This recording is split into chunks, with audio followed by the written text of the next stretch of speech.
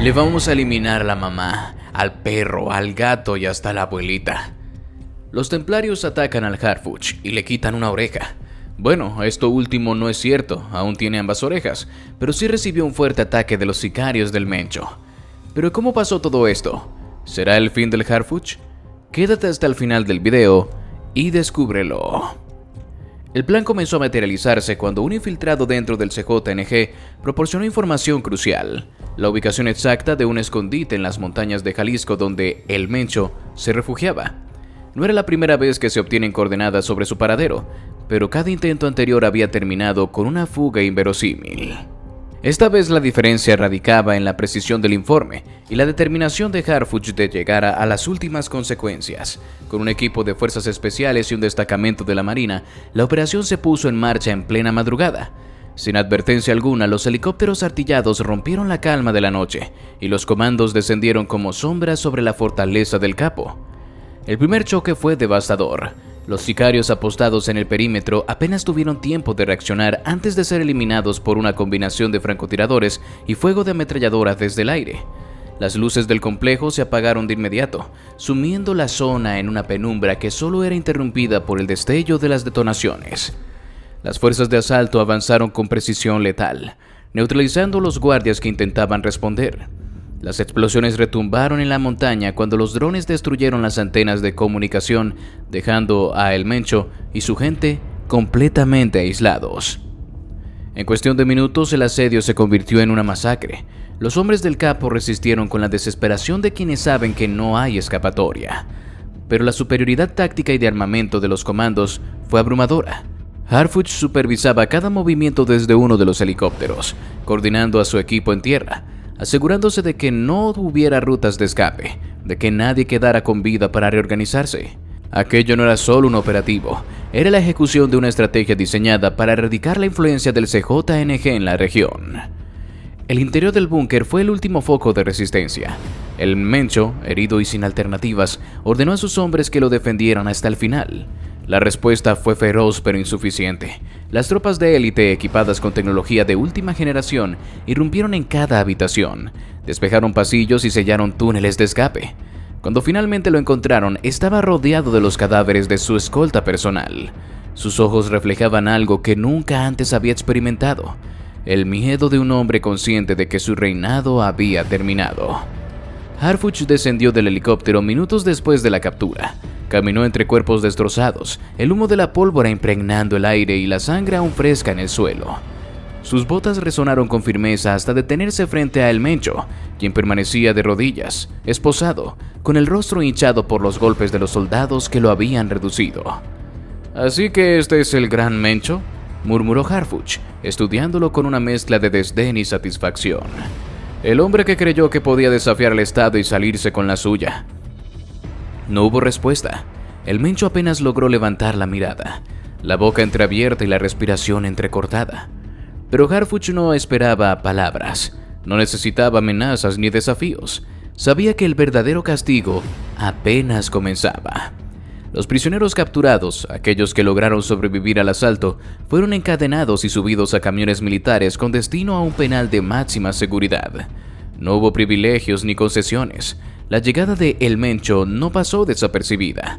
Desde el momento en que cruzó las puertas del penal, los custodios estaban listos. No hacían falta instrucciones. Sabían quiénes eran esos hombres. Conocían sus crímenes. Esta vez no habría sobornos, influencias ni escapatorias. El primer golpe cayó antes de que El Mencho alcanzara el pasillo principal. Un guardia lo empujó con fuerza, haciéndolo caer de bruces contra el suelo como si fuera un costal de huesos. A los demás reclusos los obligaron a avanzar mientras los oficiales lo golpeaban con toletes, con puños, con cualquier objeto a la mano. No hubo miramientos ni consideración. Era una represalia silenciosa por los años de terror que habían sembrado. Los hicieron formar en el patio, bajo un sol abrasador, sin agua, sin sombra, sin más derecho que el de mantenerse en pie. Fueron obligados a desnudarse, a permanecer inmóviles mientras los insultaban, mientras los derribaban al suelo solo para volver a levantarlos con otro golpe. Encerrados no era suficiente. Harfuch había dejado claro que dentro de esas paredes no habría ni un resquicio de dignidad para ellos.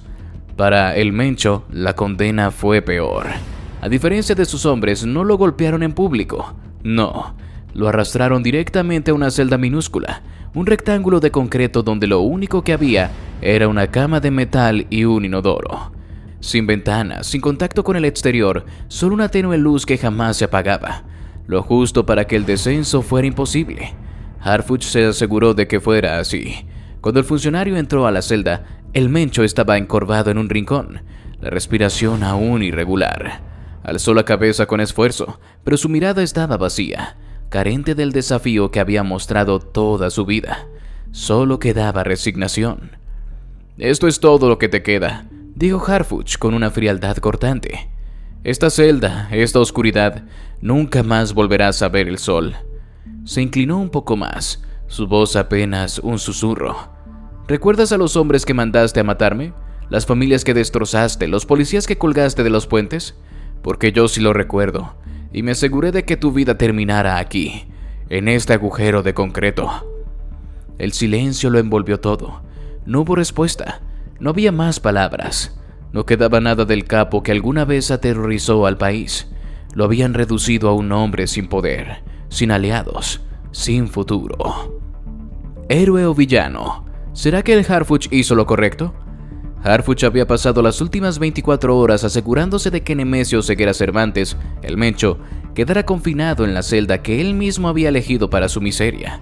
Lo había humillado, le había mostrado lo que significaba perderlo todo, y sobre todo le había dejado claro que el Estado mexicano aún tenía el poder de imponerse sobre el crimen organizado. Pero mientras él cerraba ese capítulo con la satisfacción del triunfo, en la sombra se gestaba una venganza que sacudiría los cimientos de su mundo. Los Caballeros Templarios, un cártel que alguna vez dominó Michoacán antes de ser desplazado por el CJNG en una guerra sangrienta, nunca desaparecieron del todo.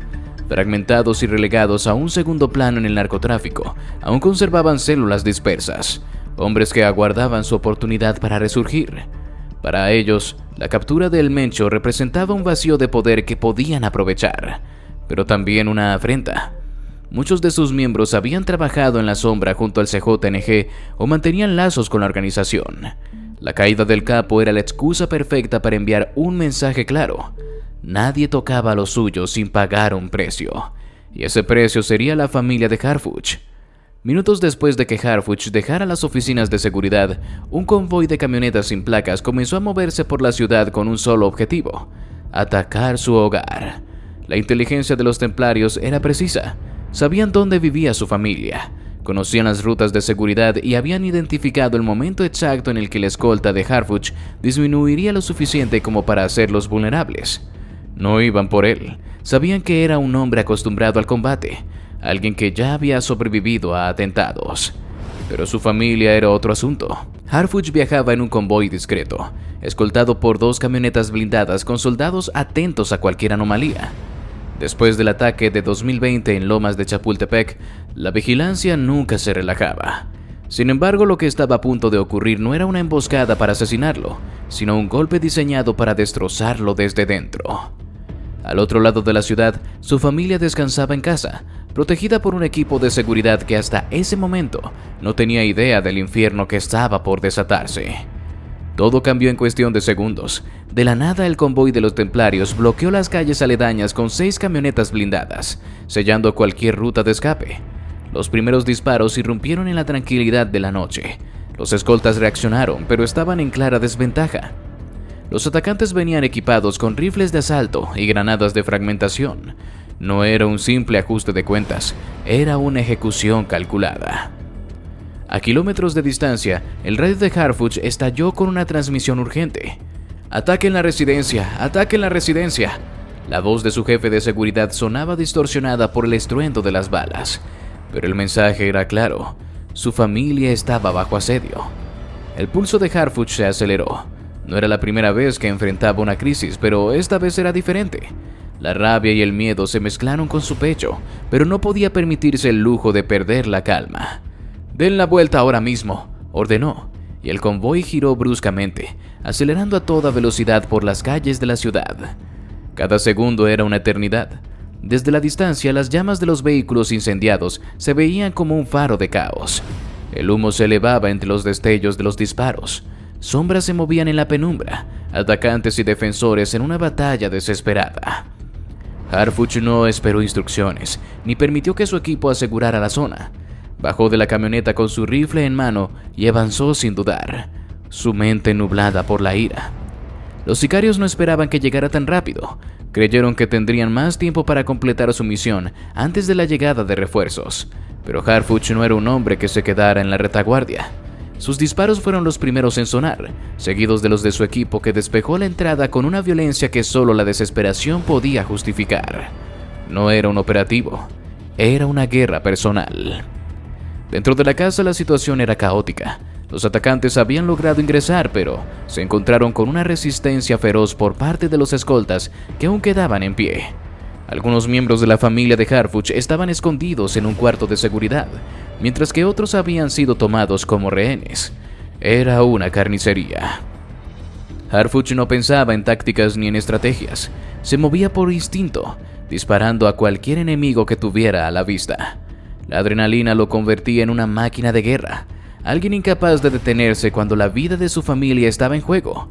En una fracción de segundo, vio cómo uno de los atacantes usaba a su hermana como escudo humano. No dudó. Un disparo preciso a la cabeza del sicario lo derribó al instante. No había margen para errores. Las balas seguían cruzando la casa como relámpagos de muerte. El eco de las detonaciones rebotaba en las paredes. Los gritos de los heridos se mezclaban con las órdenes entrecortadas de los comandos. Uno a uno, los atacantes fueron cayendo. Algunos intentaron huir cuando vieron que la situación se inclinaba en su contra. Pero no hubo piedad. Aquello no era un simple enfrentamiento. Era un ajuste de cuentas.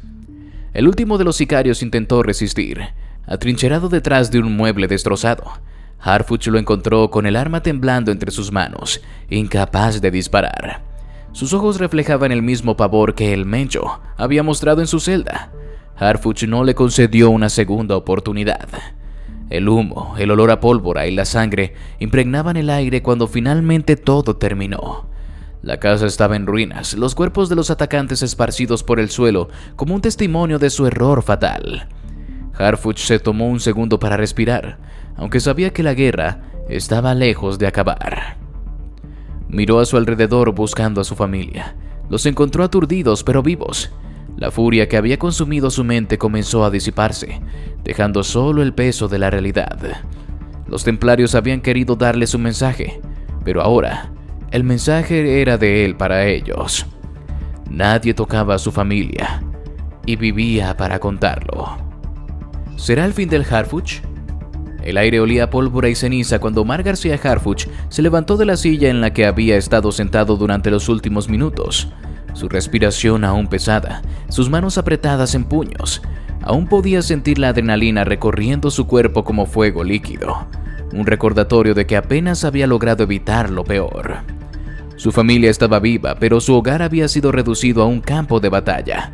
Un recordatorio brutal de que la guerra nunca terminaba, de que el enemigo aún estaba ahí, esperando cualquier oportunidad para atacar. Los templarios habían pensado que podían golpearlo donde más le dolía y salirse con la suya. Habían llegado con la certeza de que podían matar a su familia y desaparecer en la noche como si nada hubiera pasado. Pero se habían equivocado. No habían contado con que Harfuch reaccionaría con la velocidad de un depredador herido, ni con que su gente estaba lista para convertir la defensa en un contraataque. Ahora los sobrevivientes de ese ataque estaban huyendo, intentando abandonar la ciudad antes de que lo cercaran, pero él no iba a permitirlo. Mientras su equipo aseguraba la zona, Harfuch activó su radio y dio la orden que sellaría el destino de los responsables. Quiero un cerco completo. No quiero que ni una rata de esta salga de la ciudad. Movilicen a todos los equipos disponibles. Quiero drones en el aire. Quiero patrullas revisando cada calle. Quiero retenes en todas las salidas. Nadie se va. El mensaje se transmitió en cuestión de segundos. Y en menos de 10 minutos la Ciudad de México se convirtió en una trampa para los templarios. Helicópteros comenzaron a sobrevolar las principales avenidas, mientras que equipos tácticos sellaban las carreteras y los accesos clave. Harfuch no iba a dejar que esos hombres escaparan. Sabía que esta era su oportunidad para eliminarlos de una vez por todas, para arrancar de raíz cualquier amenaza futura. Los templarios intentaron dividirse, moverse en grupos pequeños, cambiar de vehículos, esconderse en barrios donde pensaban que podrían perderse entre la multitud. Pero Harfuch y su equipo estaban un paso adelante. Con la tecnología de rastreo y la inteligencia obtenida en los últimos meses, comenzaron a interceptarlos uno a uno. Las persecuciones no duraban mucho. Cada vez que una de sus unidades identificaba un vehículo sospechoso, lo rodeaban, lo detenían y eliminaban cualquier resistencia sin contemplaciones. El caos reinaba entre los atacantes. No estaban preparados para una respuesta tan rápida y letal.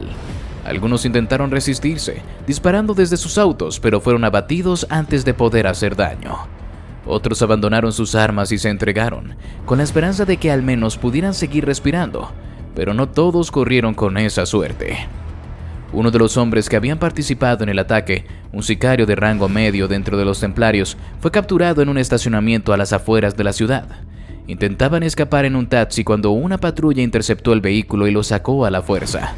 No opuso resistencia. Sabía que luchar en ese momento era una sentencia de muerte, pero su verdadera pesadilla apenas estaba por comenzar. Harfuch no era un hombre que disfrutara la violencia gratuita. No era un sicario, no era un asesino.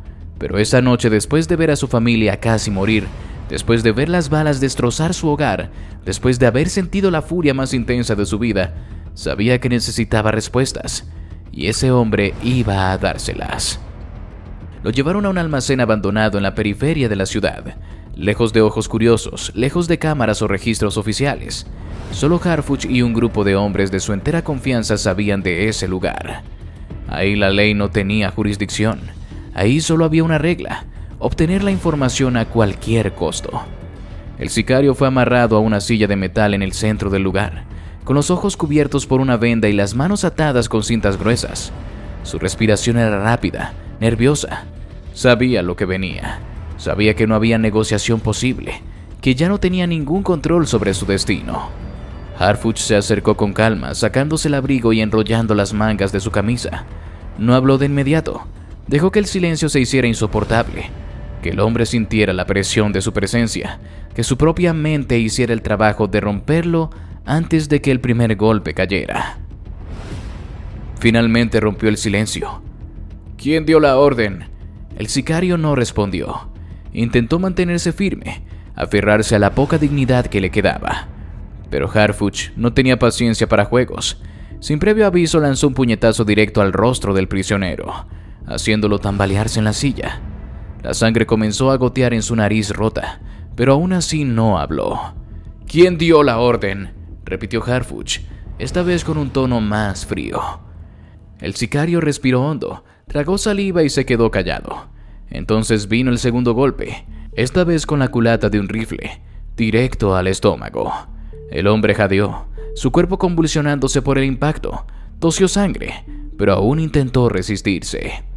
Harfuch no estaba de humor para perder el tiempo. Le hizo una seña a uno de sus hombres, quien trajo un balde de agua helada y lo vació sobre la cabeza del prisionero.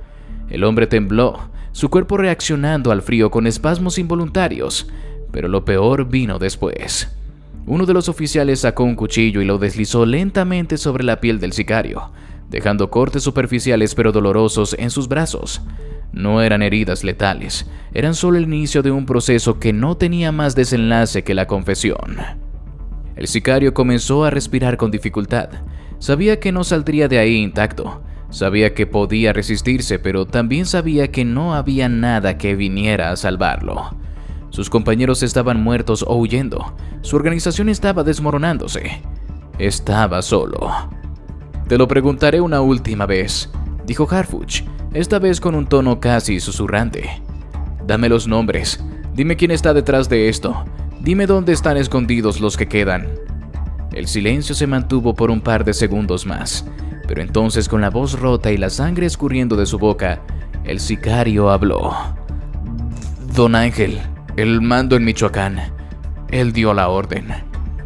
Harfuch sonrió de lado. Sabía que ese nombre aparecería tarde o temprano. Don Ángel, uno de los últimos líderes activos de los templarios, el hombre que aún mantenía el control de una red de sicarios en la zona de Tierra Caliente. «¿Dónde está?», insistió Harfuch. «En una finca en Apatzingán. Tiene un búnker. Hay más hombres ahí. Harfuch no esperó más. Se giró hacia su equipo y dio la orden inmediata. Preparen un operativo para Michoacán. Nos llevamos a Don Ángel esta misma semana. Harfuch no esperó más. Se giró hacia su equipo y dio la orden inmediata. Preparen un operativo para Michoacán. Nos llevamos a Don Ángel esta misma semana. Luego miró al sicario una última vez. Sabía que ya no tenía nada más que ofrecer. Y para alguien como él, que había vivido y matado en la guerra del narcotráfico, solo había una forma de cerrar su historia. Harfuch no dijo nada, solo asintió con la cabeza, y en ese instante, uno de sus hombres levantó su arma y disparó. ¿Será que ese hombre se merecía el disparo? ¿O el Harfuch se excedió? El eco de los pasos de Omar García Harfuch resonaba en los pasillos oscuros del penal de máxima seguridad. Su andar era firme, su rostro inmutable. En sus ojos había algo que paralizaba a cualquiera que se atreviera a cruzar su mirada. Detrás de él, dos de sus hombres cargaban un bulto pesado cubierto con una manta. Sabían hacia dónde se dirigían, sabían lo que iba a pasar, pero nadie cuestionaba sus órdenes, no después de lo que había sucedido. Había pasado menos de un día desde el atentado contra su familia, un intento desesperado de los caballeros templarios por vengar la captura de El Mencho. Un acto que no solo había fallado, sino que había sellado el destino de cada uno de los involucrados. Harfuch no había dudado ni un segundo en exterminar a los atacantes, en cercar la ciudad, en cazar a cada uno de los responsables hasta que solo quedaran cadáveres y prisioneros. Pero no se detuvo ahí. Encontró a uno con vida, lo hizo hablar, lo hizo sufrir, lo redujo a la miseria antes de acabar con él. Ahora el resultado de esa brutalidad estaba en sus manos. Literalmente. Se detuvo frente a la puerta de la celda de Nemesio Oseguera Cervantes. El guardia que custodiaba la entrada tragó saliva, nervioso. Desde que habían metido a El Mencho en esa caja de concreto, nadie había entrado a su celda más que para traerle comida o revisarlo médicamente. No tenía contacto con nadie, no hablaba, no veía el sol. Solo existía en la oscuridad de su encierro, esperando, tal vez conspirando, tal vez aceptando su destino. Pero lo que estaba a punto de suceder rompería cualquier ilusión de control que pudiera haberle quedado. «Ábrela», ordenó Harfuch, su voz cortante sin margen de discusión. El guardia vaciló un segundo, pero luego obedeció. Introdujo la llave y giró el cerrojo. Un chasquido metálico resonó en el pasillo y, con un rechinar áspero, la puerta se abrió. Dentro, El Mencho estaba sentado en el suelo, encorvado, con la mirada perdida en la única luz tenue que colgaba del techo. Su piel estaba pálida por la falta de sol, su cabello más largo y desordenado, sus ojos hundidos. Ya no era el hombre que había gobernado el narcotráfico en México, era solo un fantasma de lo que alguna vez fue. Pero cuando Harfuch entró, ese fantasma pareció recobrar un poco de vida, alzando la vista con un destello de odio y resentimiento. No tuvo tiempo de reaccionar cuando los hombres de Harfuch arrojaron el cuerpo inerte del sicario a sus pies. La manta que lo cubría se deslizó, revelando el rostro golpeado y ensangrentado de un hombre que, hasta hacía unas horas, había sido uno de los suyos. La expresión del Mencho no cambió de inmediato.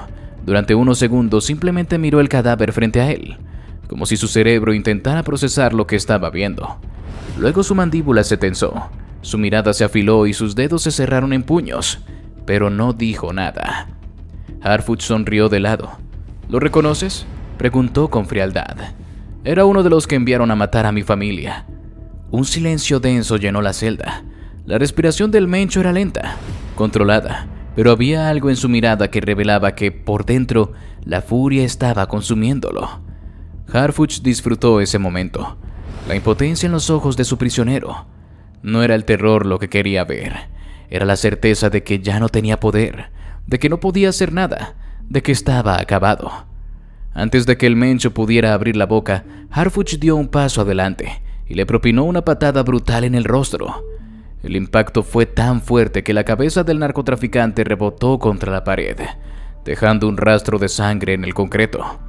Cayó de lado, aturdido, con un gruñido ahogado de dolor.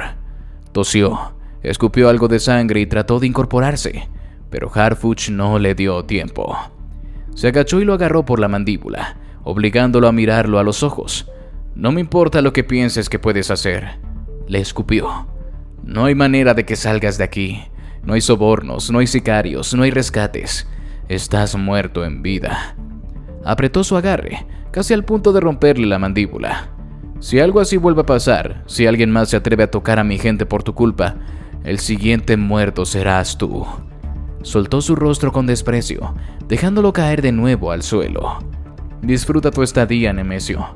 Esto es lo más cerca que vas a estar de la muerte hasta que yo decida lo contrario. Se levantó y salió de la celda sin mirar atrás.